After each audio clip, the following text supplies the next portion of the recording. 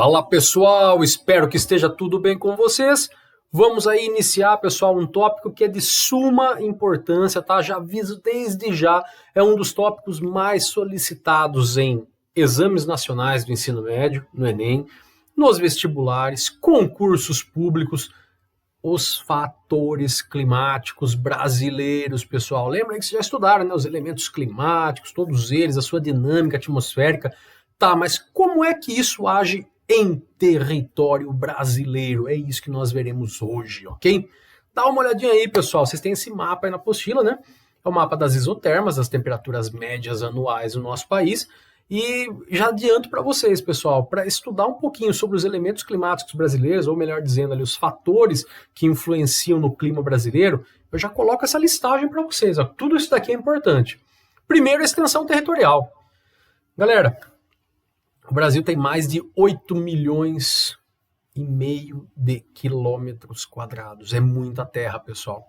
Distribuída aí por diferentes latitudes, ou seja, diferenças de distâncias em relação à linha do Equador. Então isso daí vai propiciar para a gente situações climáticas bem diferentes, tá? Bem complementares, certo? Sem contar que, pessoal, a sua configuração geográfica, então, traz um tempero a mais, né? Primeiro porque o Brasil, se você observar, ele tem o formato de um triângulo virado para baixo. Dá uma olhadinha ali, ó. Tá vendo? E é um país que ele tem uma localização basicamente na zona intertropical. Você não lembra disso? Dá uma olhada nesse mapa então, cara. Ó, linha do Equador e o Trópico de Capricórnio eu destaquei, certo? Vocês vão perceber, pessoal, que a maior parte do território brasileiro, ó, está na zona intertropical, enquanto que praticamente só a porção sul do Brasil é que fica na região temperada, na zona temperada. Óbvio aí que no caso do Brasil é o clima subtropical que a gente vai falar mais para frente, certo, pessoal? Então isso cria o quê? Uma ideia, uma configuração de que o Brasil realmente tem o seu território incluso numa área intertropical, a maior parte. Então por isso que o Brasil tem um clima predominantemente quente, né? Quente e úmido, mas calma que tem as suas variações e nós já vamos falar disso daí, certo? Por ser um país grande também, pessoal, ele vai ter uma influência grande da maritimidade na região litorânea e, obviamente, da continentalidade nas porções mais interiores, tá? Ou seja, bem no centro do Brasil ali nós temos sim um ar muito seco, ok? Formas de relevo, pessoal, nosso país nós já estudamos em outras aulas, né?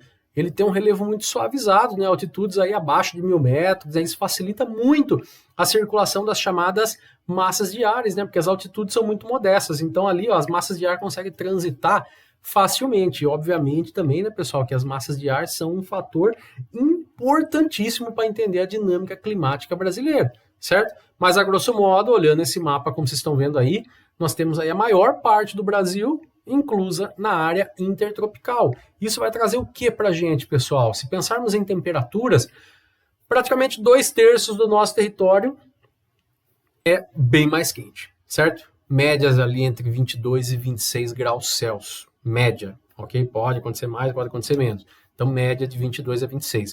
Somente o sul do Brasil, galera, que está na região extratropical, né, pessoal, que seria a região temperada, onde eu pintei ali de azulzinho, somente ali e as regiões mais elevadas, chamadas ali de regiões serranas, é onde nós teremos as médias de 16 a 18 graus, certo? Lembrando, pessoal, que para entender boa parte dessa questão da temperatura, tem que lembrar do fator da latitude, que é a distância em relação à linha do Equador. E essa tabelinha mostra muito isso pra gente, ó. Se você pegar, ó, só 2 exemplos rápidos, tá? São Luís do Maranhão, galera, fica 3 graus de latitude, ou seja, é quase na linha do Equador. Olha a média de temperatura, velho, 26,6. Agora veja Santa Vitória do Palmar, pessoal, lá no Rio Grande do Sul, 33 graus de latitude sul. Vejam, 16,4, ou seja, a média diminui quase 10 graus Celsius, certo? Só a latitude influencia nisso? Lógico que não, pessoal. Nós vimos já que existem muitos fatores climáticos aí que podem influenciar na temperatura de um dado local, certo? Não caiam só naquela ideia maniqueísta de pensar que só a latitude que vai influenciar, porque isso daí é mentira, certo? Eu já falei isso para vocês em outras aulas. Ó, aqui eu tenho um outro exemplo. Ó. Primeiro, o Brasil não tem um clima homogêneo, tá? Não é porque tal lugar está a tal distância do Equador que vai ter tal temperatura. Não. Nós temos aspectos geográficos regionais, pessoal. Regionais.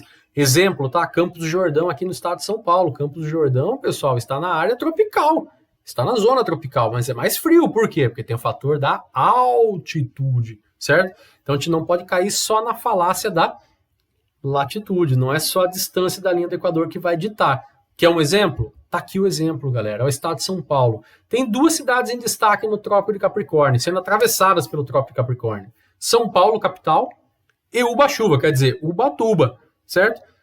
As duas são atravessadas pelo Trópico de Capricórnio. Então, as duas estão praticamente à mesma distância em relação à linha do Equador, certo? Agora, analisem esses dados aqui, ó. Olha a temperatura média de São Paulo, pessoal, ao longo do ano. 17,7. Olha Ubatuba, 21,2. Olha que diferença, galera. Mas essa aqui eu já mato para vocês, tá? São Paulo está no local mais elevado. Perfeito? E olha a precipitação média, galera. São Paulo você tem 1.350 milímetros por ano. Ubachuva, você tem praticamente o dobro. 2.624 milímetros, pessoal. Por quê? Porque temos aí a questão dos ventos litorâneos, que são úmidos, a massa tropical atlântica, que nós já vamos falar. Então, tem todos alguns fatores envolvidos.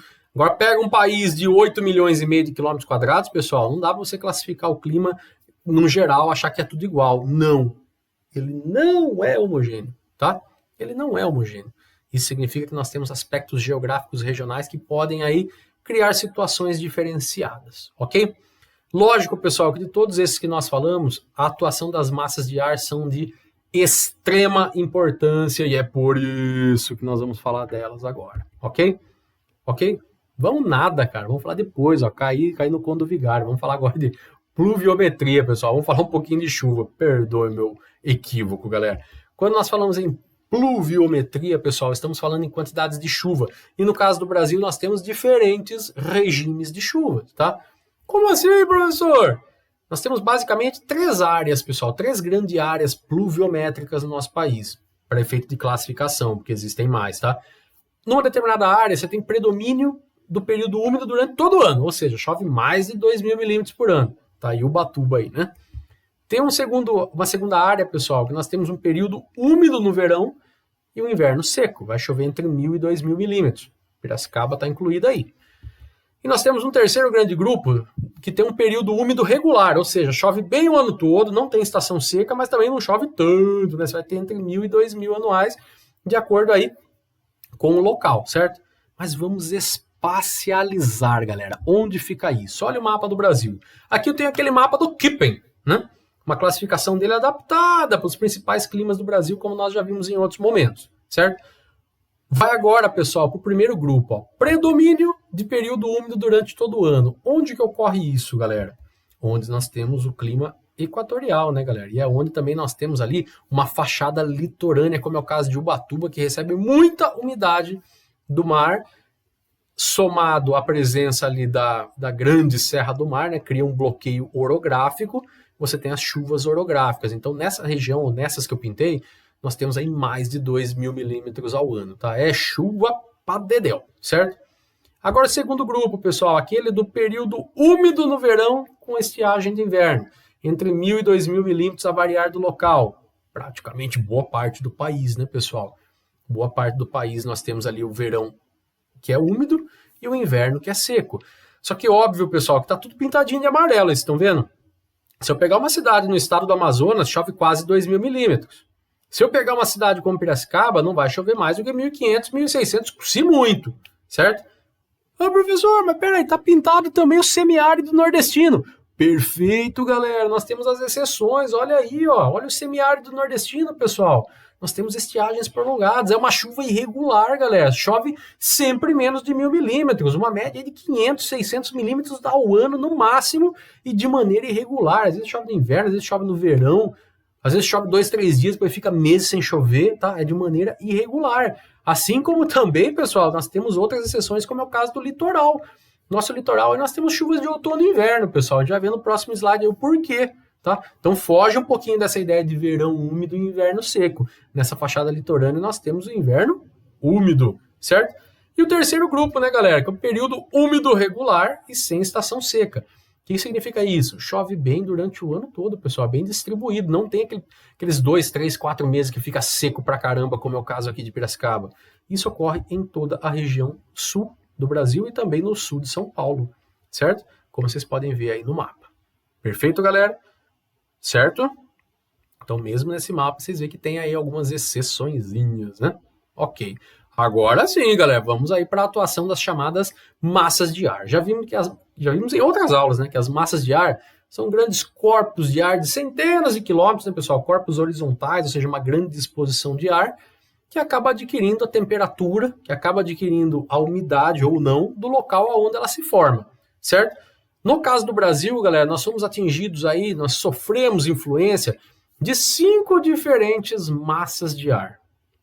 4 massas de ar que chegam ao nosso território são quentes. Somente uma é fria, certo? Só que eu vou trabalhar ela com vocês, pessoal, pelo critério geográfico, para ficar mais fácil para vocês, beleza? Nós vamos começar aí, ó, com as chamadas massas equatoriais. Recebem esse nome por quê? Porque se formam próximo à linha do Equador, certo? Teremos primeiro aí, pessoal, a massa equatorial continental. Cara, já vamos começar com uma exceção. Por quê? Ela se forma, pessoal, na região da Amazônia Ocidental. Estão vendo aí? Bem no meio da Amazônia, né? Estado do Amazonas ali, né? Vocês já devem se lembrar de outras aulas, pessoal, que as massas que se formam no continente são massas, via de regra, secas. Só que essa massa equatorial continental, pessoal, para nossa alegria, para nossa sorte, porque ela abrange todo o território, né? Ela chega com umidade para todo o território, ela é úmida. E essa umidade se deve à evapotranspiração da floresta amazônica, galera.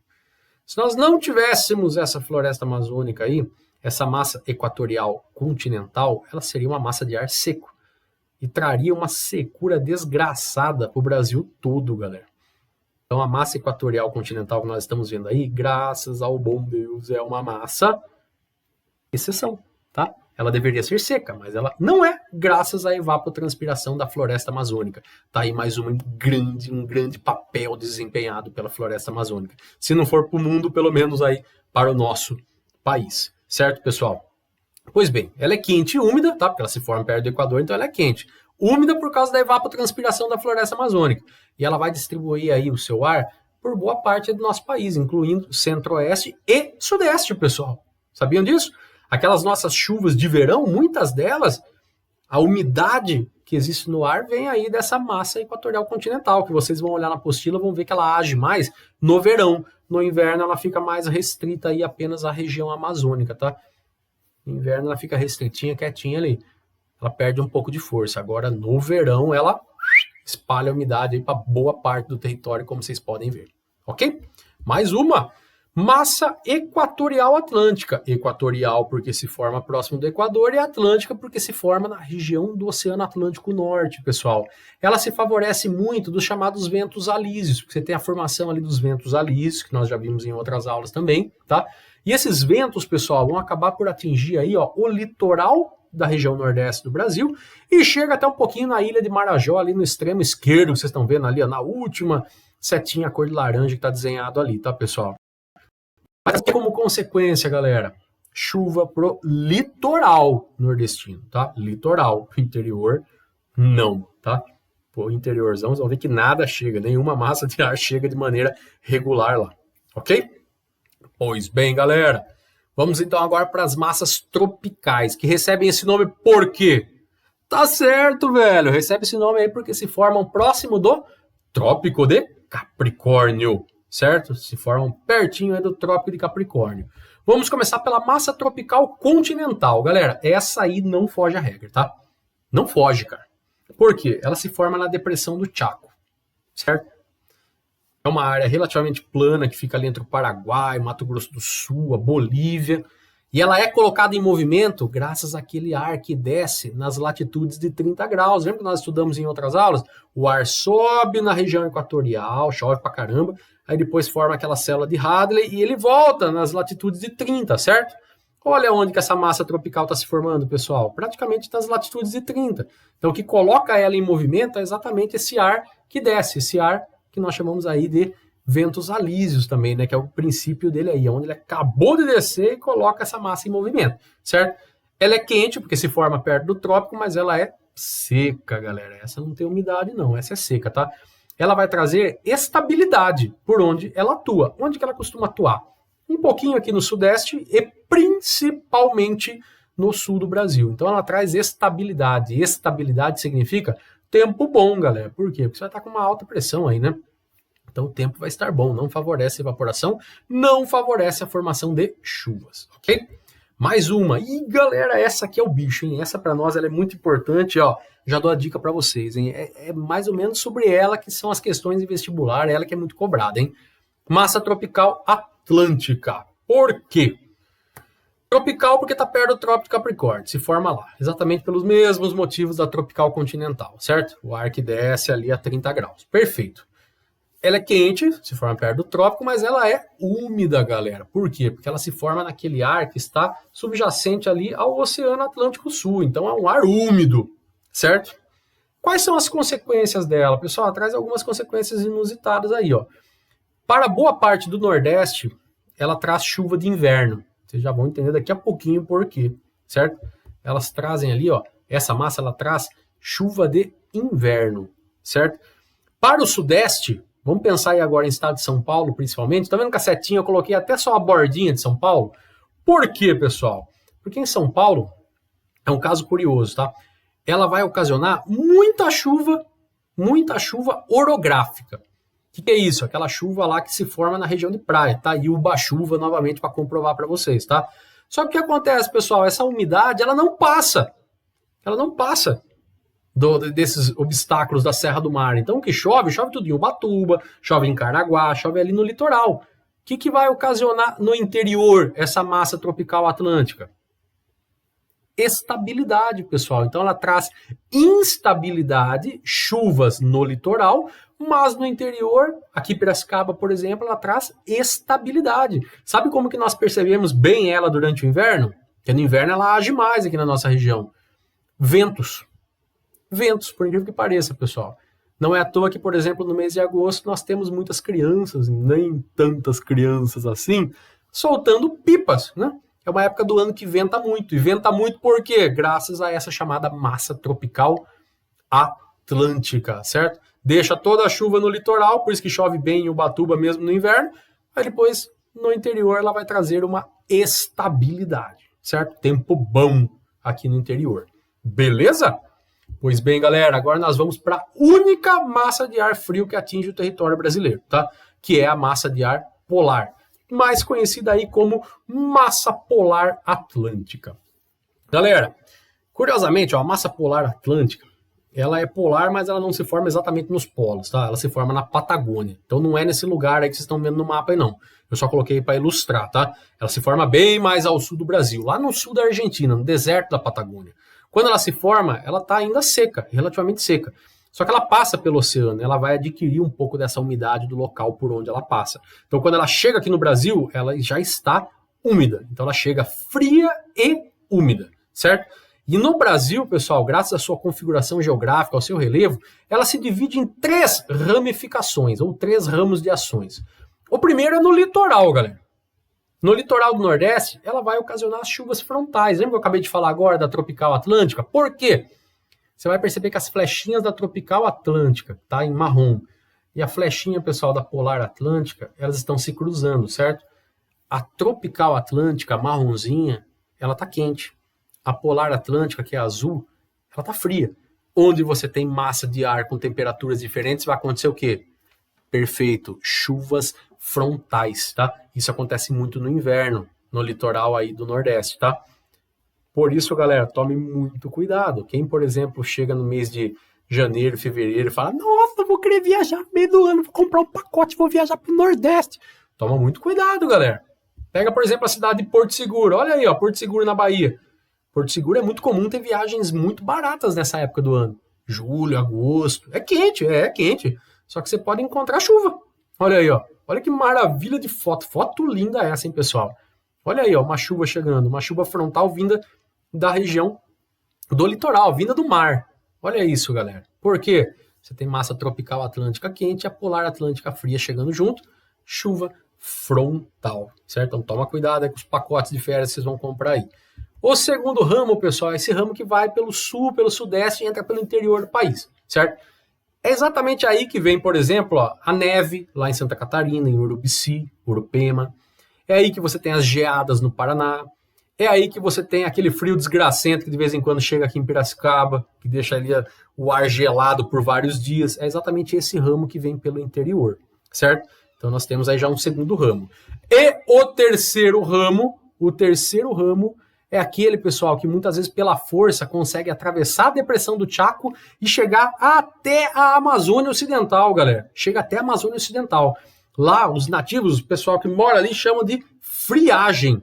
Friagem por quê? Porque chega aquele ar gelado, só que esse ar gelado fica só algumas horas, porque o ar lá é tão quente na região amazônica que nem o ar frio aguenta. Então, depois de algumas horas, ele já começa já a esquentar, tá? Então, percebam aí que você tem 3 ramos aí para a massa polar atlântica. Só resumindo para vocês, galera, as equatoriais e as tropicais são quentes, são 4. E a polar, ela é gelada, ela é fria. E só vai agir com mais força, com mais intensidade no inverno, no nosso território. Tá? No verão, praticamente, ela não chega. Pode acontecer de vez em quando, mas ela não age com tanta intensidade. Beleza? Volta esse vídeo se precisar, pausa, faz anotações, eu estou à disposição de vocês pelo chat aí, me procurem, ok? Abraço, galera, até a próxima!